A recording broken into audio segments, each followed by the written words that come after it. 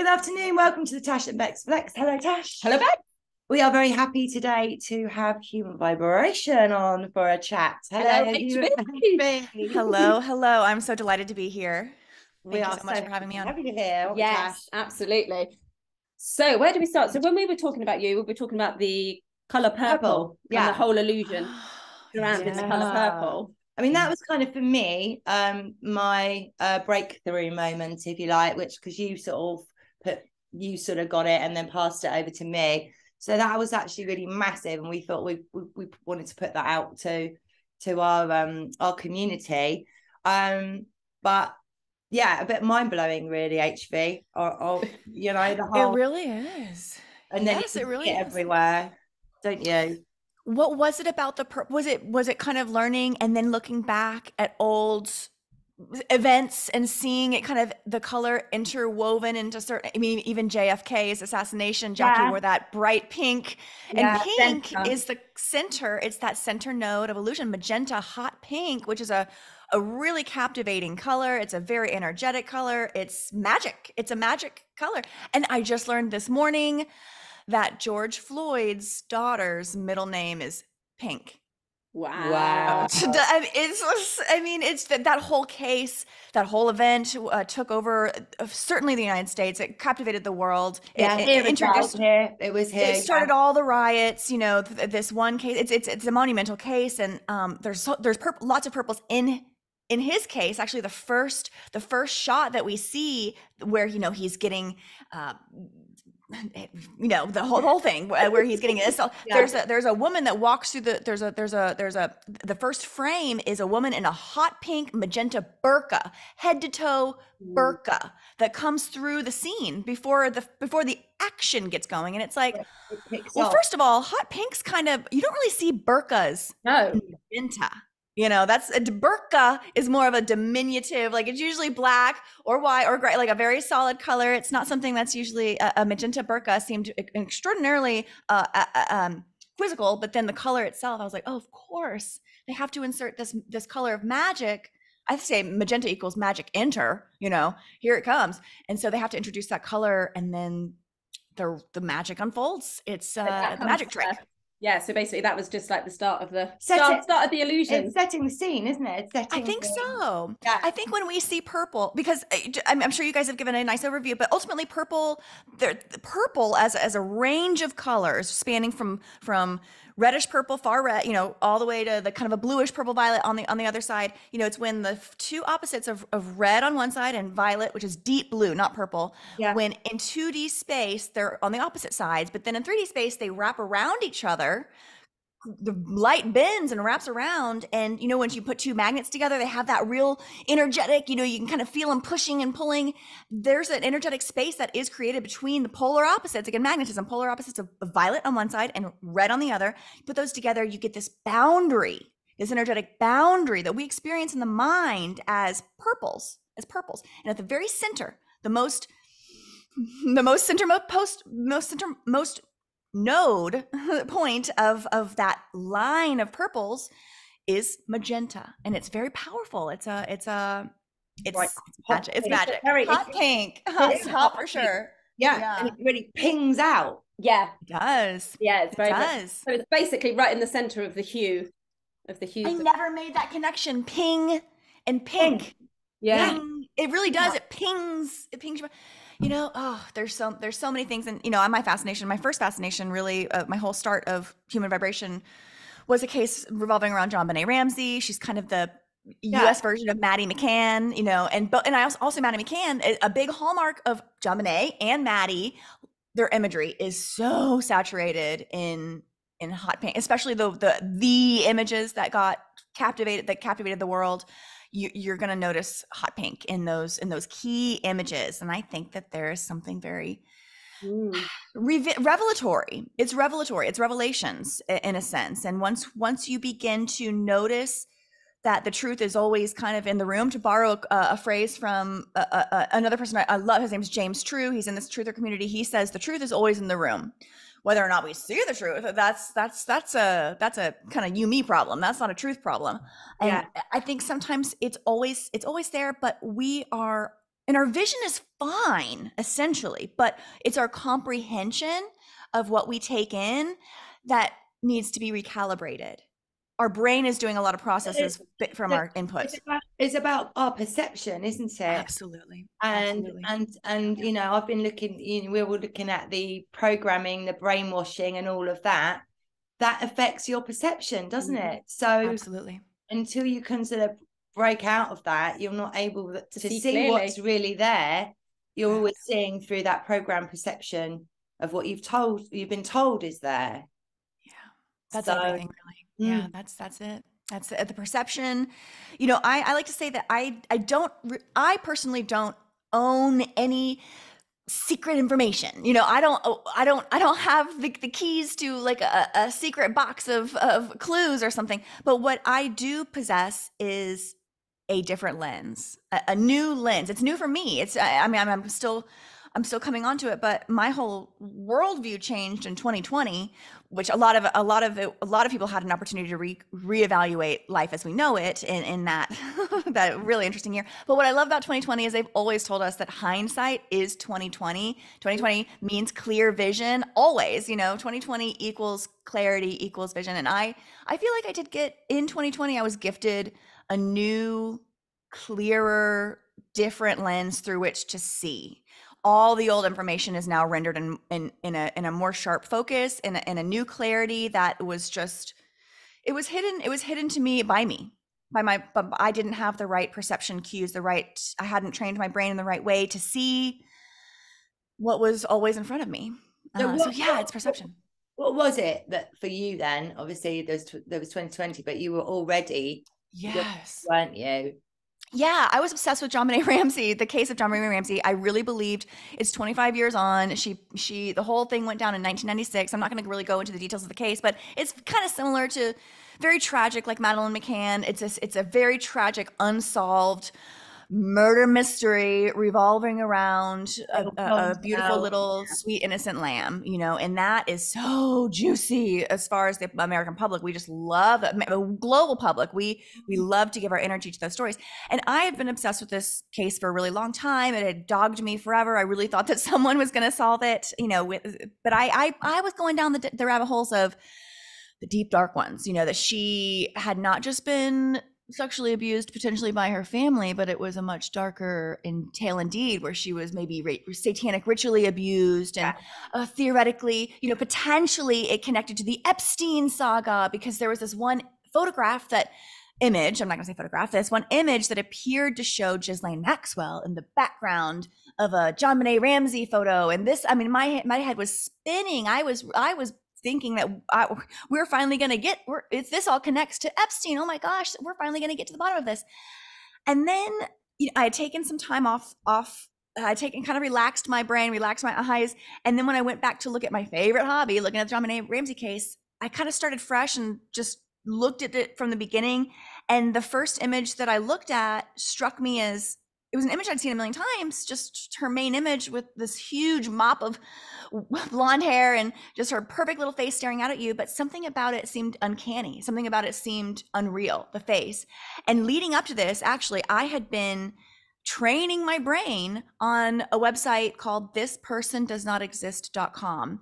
It's now down. It redirects to a new site, but since 2014 up until just recently, this was a site that you could go to. It was kind of a party trick. You could go to this website and all it had was faces. It had one face, and they'd press refresh and it gave you another face, press refresh, another face, another face, another face.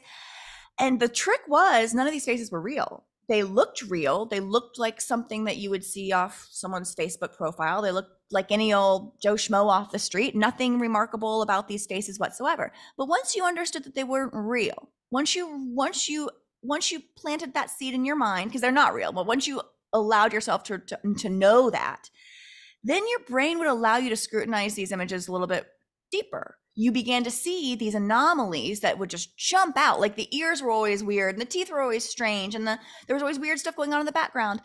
These anomalies were not seen to me at first. I simply could not see the anomalies. The faces just looked completely normal. After a bit of training, really only got 60 seconds on the site, it doesn't take much, but then you begin to realize, oh, these are fake faces. I'm starting to see the anomalies. I can clearly see each time I refresh, it completely looks unreal to me now. Whereas just a bit ago, I was totally fooled. Well, okay, so I had been doing that exercise of training myself on unreal faces, digitally generated GAN faces, generative adversarial network GAN faces. That's the fundamental underpinnings of all we're seeing now with these Snapchat filters and these all this open AI stuff, all of this chat GPT. It's all based on machine learning, input, and then it'll spit out whatever you ask for. Anyway, so it can do faces really well. And we have fed the machine faces over our lifetime with social media. So anyway, so I had this knowledge that digital fake faces. I went back to look at her case, and it cracked. Something in me just cracked, and I realized that this little girl, to me, all the pictures began to look like an amalgamation, like a composite, like an unreal image. And then I took everything that I'd ever known about the case, all the knowledge, quote unquote, that I had about the case, and I just started looking at it differently. And the whole story fell apart like a $3 watch. Immediately, it just started to fall apart. Everything was hollow. Every shiny artifice, like a shell, intricate and beautiful on the outside as it may be, it's hollow on the inside. And once you can get past that shiny exterior and appreciate the hollowness, it's resounding. You see it everywhere. And the thing for me, I mean, this is my last thing I'll say about this. This is just for someone who's listening that wants to look into it. The pageants themselves, this is kind of a big part of her story. She was a pageant girl. Yeah. The pageants themselves that she was supposed to have won, those pageants were made up. I'm not saying all kitty pageants are made up. It's a real phenomena. It's kind of strange and sick, but it does happen. But the pageants that she was supposed to have won, all the titles that she was supposed to have won in her short but brilliant career as a beauty pageant queen, they were fictitious. They only existed inside of her story. She was the first, last, and only contestant winner of any of these titles. They seemed, these particular pageants that she participated in, they were pure fiction. And that was wild. That was a big one for me. And then also, there was no record of her body at the morgue. Her parents went on Larry King Live saying they had never received a death certificate for their daughter, even though they had buried the body, quote unquote, out of state, which requires transporting a cadaver and burying a body in a cemetery, which she has a gravesite in a cemetery, that requires death certificates. So for the parents to say that they had never received one, that's bizarre.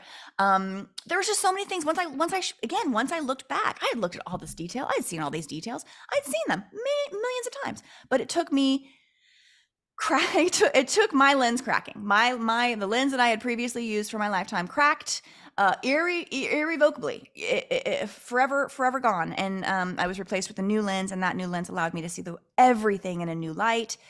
That was really the beginning of the expression of human vibration that I am now. And leading up to that, 2017, 2019, I was really deep into Pizzagate, Pedogate.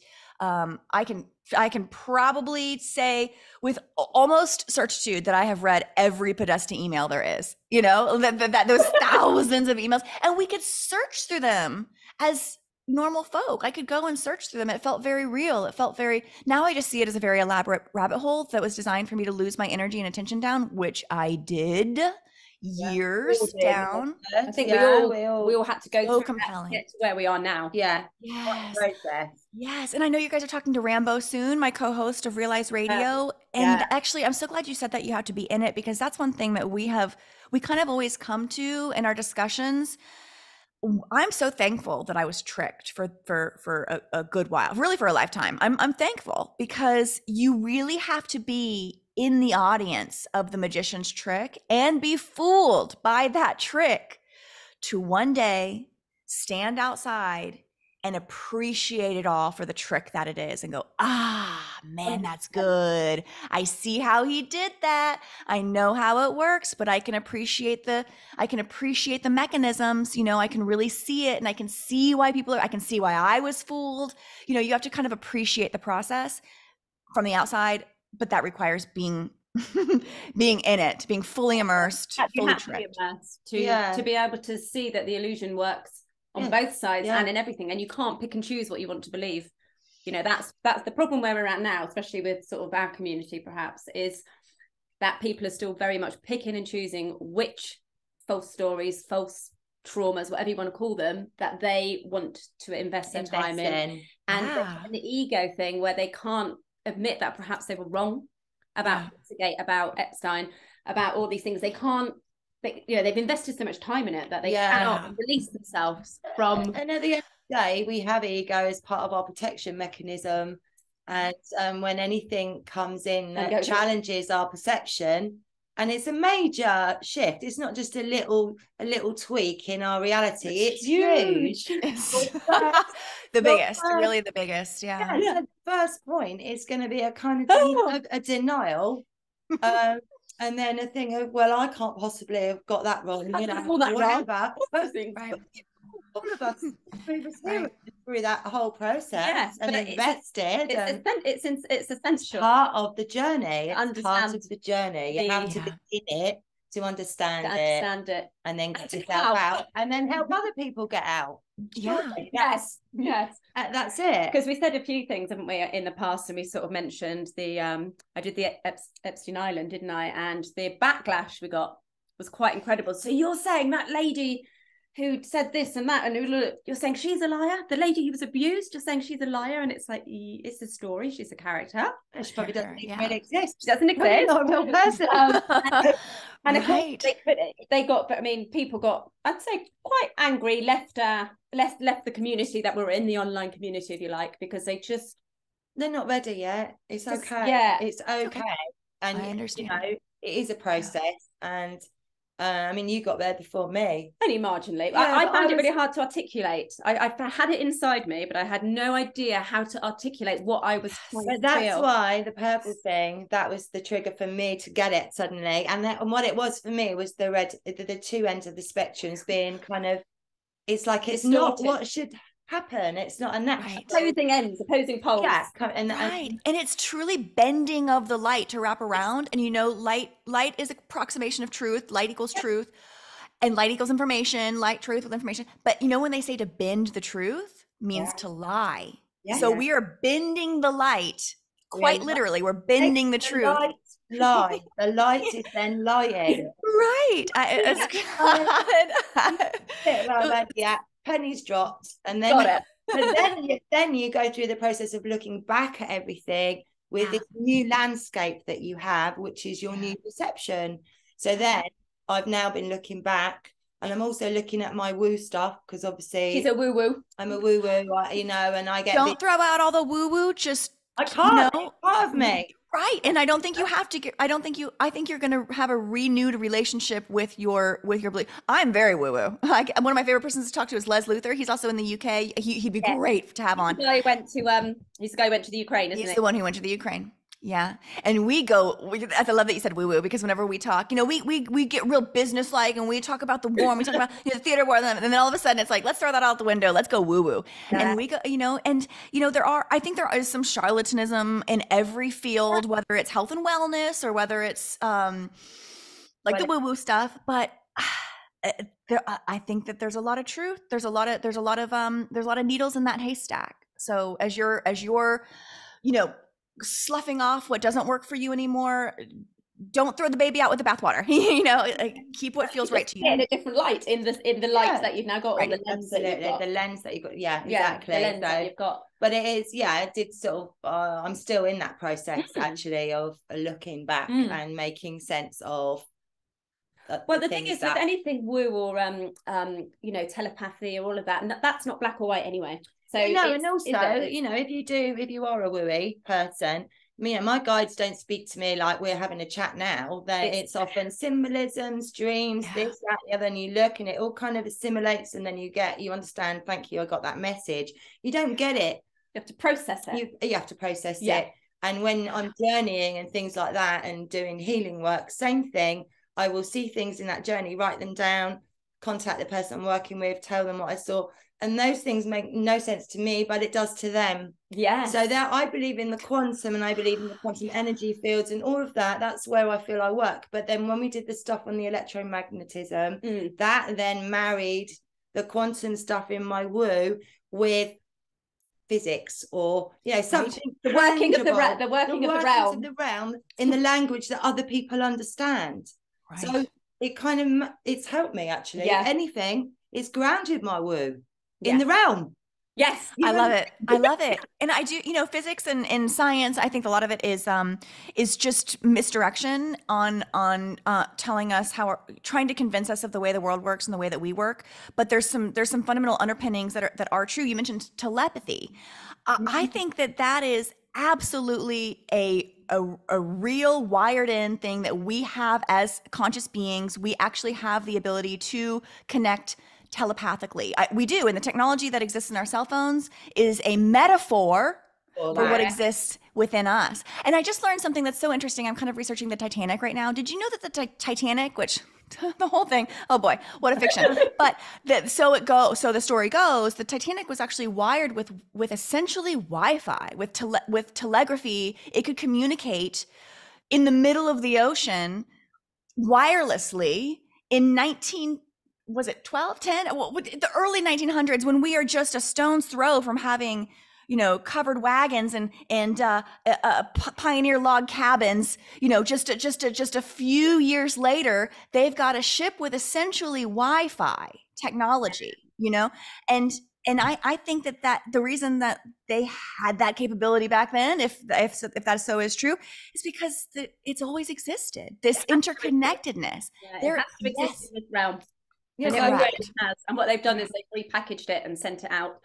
And they've said it's something that exists outside of us and not inside of us. This is technology. This isn't, but it's like, no, this is what exists. This is something that's from within. And they're telling us that it only comes from without. And I think that modern life is essentially designed to program us. You guys used that word beautifully earlier. It's a programming from the cradle to the grave. From the moment we take our first breath to the moment we expire, we are worked over brilliantly. Even in the way we're born, I would love to do a podcast on childbirth and birth and all that in the programming, because even the way that we're born is part of the program. So it really is. Yeah, it really is. Birth is within that. How they want us to experience birth, not how necessarily we're meant to. It's a massive first trauma. We come in trauma through the way that we're birthed, but that's another podcast. But then they're both for the mother and the child. Yes, both. Yes, that cosmic cord is separated just immediately, just in the modern way that we bring children into. And I love all the language around. And you have to do one on that, because there's so much. Even the language, the dilation of the mother and dilating. I just learned this again from James True. We had a wonderful conversation. And to dilate is really the allowance of more consciousness into your being, and the mother is dilating to allow literally a new consciousness into this greater being called, this realm that we're existing within. Even the language of conception, and to conceive a child. Why do we use that language? Why do we say conceive? That's a thought. That's a brain thing. Why do we say conceive a child when it's theoretically a physical thing, Receive, actually. Yeah. Because we're receiving the life into the womb. Which I believe is a portal. Yeah.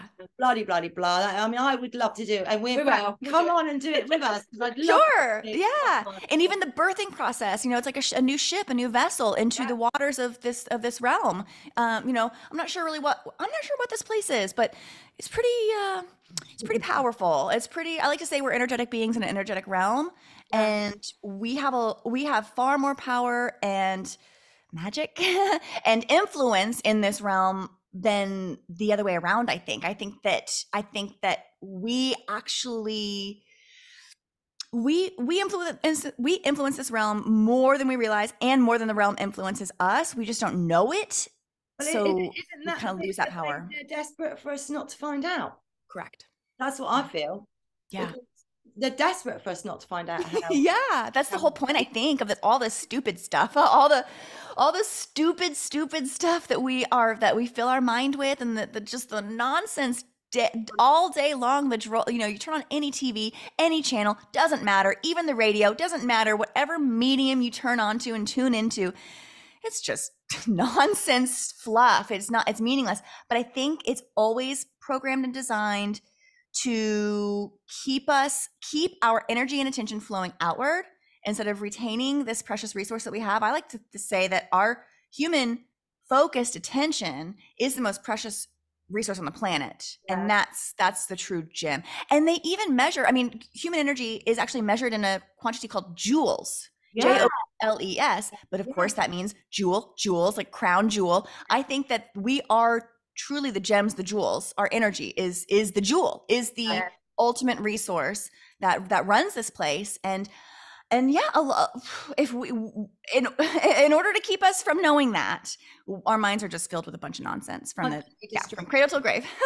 Yeah. Who, when people talk about they, what's your perception of they? Because I think they is us. Great point. And that's usually where I land. They is us. And, you know, I like to, my best illustration that I've been able to come to is the Wizard of Oz, the little man behind the curtain who's projecting this all-powerful, all-knowing, mighty, magnificent entity, the Wizard of Oz, the projection. But instead, you know, it's really just a tiny little faction hidden in plain sight, and we just haven't seen it yet. You know, I also like to say, a lot of people get come up on the they, and I don't know. I don't think we do know. I don't think we're given the name. It's not the Rothschilds. It's not Klaus Schwab. It's not these names we're given. Characters. They're all characters, exactly. And that's a big one to come. That's a big hurdle too, because we, you know, the elites, and you know, that's that and it's just like knowing that they're all characters. That's a big hurdle for a lot of people. Yeah. But you know, I like to say, at the end of the day, I don't need to know who built the machine or exactly how the machine operates to be able to stand here and look up at the machine and go, I see a flaw in the machine. Okay, yeah. I see this. I can understand this inner workings. I understand what, you know, I can understand elements of the machine and how it works on me without exactly knowing how it was built or who built it. And I think that sometimes we get really hung up on the who, on the they, but perhaps it really is us. I think that we are rendering. It might be another distraction, actually, because, like you say, it doesn't really matter who the they are. It's the important bit is the awareness of there being a they or a machine, as you say, how you manifest. But when you say that they is us, that doesn't resonate well with me, in that I think they project what they want and then we live it. Yeah, that's what I mean. Yes. Ooh, you got to talk to Rambo about reflect the project. Yeah, that's his phrase. But we're not that consciousness. Yeah. We are not whatever that consciousness is. We are their instruments. And as soon as we realise that we are them, absolutely, and we unplug ourselves and we no longer allow them influence. You know what I mean? To be used by them. And I think, you know, things like we were saying the other day, about that, you know, that maybe the satanic elements, it's because it's been projected and then people have play it out. And I think it seems to be happening a lot right now. Like over the top comical. It's cartoonish. Did you see the Grammys? And I mean, they're literally dressed up in little like devil hats. Don't watch those. But don't watch about it though. But this, you know, it's just the satanic symbolism. It's gone from subtle symbolism, which I don't remember really think it really was subtle. And I think it's all, I think it's, again, all they're feeding us something to reflect back to it. But the Satanism now, I mean, there are people, Sam Smith, he's an artist. He wore literally like, I've seen him. Yeah. He wore like he literally wore a devil's outfit. I mean, this isn't subtlety. Subtlety has left the room. This is, you know, and little Nas X is like having songs that he's making love to the devil. I mean, it's just like we are. And then Rihanna's Super Bowl thing was very satanic. You know, I think that it's low hanging fruit. But why has it got so overt? Why do you think? Well, I think it's another one of those things where it's a distraction. You know, a good portion of the community, the people that are seeking truth, will see that and still get quite caught up in that. They'll go, look, they're worshiping Satan. I can't believe it. You know, it's so front, it's so blatant. The Satan worship is so blatant. And I think that gets people all riled up. But again, it's just it's a pantomime. It's a trick. There's no true nefarious action happening at the top. There's no. I don't believe that there's a fiery gates of hell with a little devilly guy down there with a pitchfork. I don't believe in that ideation. But I think that it's important in the schema when I say it, for again the who's them, but I think it's important for us as human beings in order to stay trapped in this narrative that we do believe that there is this polar opposite devil God. You know, there's a devil on one side and in the fiery gates of hell, and then there's a God on the other side in the pearly gates of heaven. You know, I think that it's very, very, very, very, very important for us to believe that those entities, again, are external, and they are oppositioning each other, and they're always present, omnipresent and omni-oppositional to each other. I think it's very important that, and I'm not eschewing or poo-pooing religion in totality. I think that there is something, I think that we're divine beings. I'm getting more and more spiritual by the day. I think that there is something extraordinarily special about the human spark, but I do think that there's something very cartoonish about the modern representations of religion and religiosity. But don't you think that polarity, you know, I used to say this is the realm of polarity, right? Black, white, good, bad, blah. But I actually now believe with my new eyes that is also part of the programming, because actually it's a realm of unity and oneness. Right. And polarity is part of the disease. It's the ocean. Yes. Overlay. So yes, polarity is the mechanism. I think polarity is the mechanism to power. It's the first the dream spell. Yeah, it's divide. It's the first divide into that section. Yeah, us and them. And dividing us all the time is very much how it's done. Without the division, it would never work, would it? No, it wouldn't work. That's the core element of the control side of things. It is. Right, as usual, we've flashed up, so we've got 7 minutes. 7 minutes left. So as we're talking about colour, I know it's ridiculous. I remember listening to you talk about the colours. Was it yellow and grey? Yeah. And the significance of yellow and grey. So I'm always watching Pantone colors of the year. I work in color. My normie job is in graphic design and video production, and so I have kind of always an eye on color. And Pantone, I'm not sure if they have that in the UK or if you're familiar with that. Yeah, the colors. They're like the arbiter of color. They're the arbiter of pigmentation for all advertising design, for really anything you see on screen or in print. It's come through something called a Pantone color matching system. And every year they put out something called the color of the year. And for 2021, the color of the year was 2 colors. It was ultimate gray, which is a perfect 50-50 black and white, 50% black, 50% white. Perfect unison of black, perfect balance. Like really it's a polarity, you know, the perfect, if you mix, kind of like you get hot pink at the very center of red and violet, you get the center node. If you were to mix black and white, the center node point of would be ultimate gray, this particular shade of gray. So that was one color. And then illuminating yellow was the other color. So gray and yellow mixed together. And I began to see these colors everywhere in news stories and it really in everything. I began to see these colors embedded in a lot of places as much as the purples had been embedded. But for me, the symbolism there, you know, what we understand as gray comes to it's the color of what? It's a color of, I think it's color of consciousness, a gray matter of our brains. They tell us our brains are gray matter. They also, you know, the idea of cementing ideations and cementing ideas. Cement is this, again, it's this 50-50 gray. It's this very specific shade of gray. And I guess cement goes into the whole idea of masonry and Masonic symbolism, bricklaying, you know, the masonry between the bricks is that cementing, is that cement foundational element, is that 50-50 gray. And so we've got the gray matter of our minds, of our consciousness.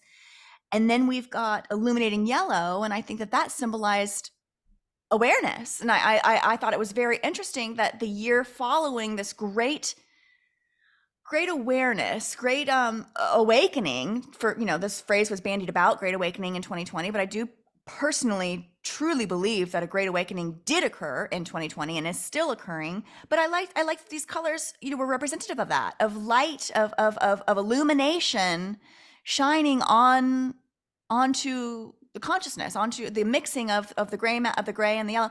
Just kind of interesting. I did a whole thread on I've been following the colors. This year, the color is magenta. Viva magenta, color of the year. Yes, fascinating. Wow, fascinating.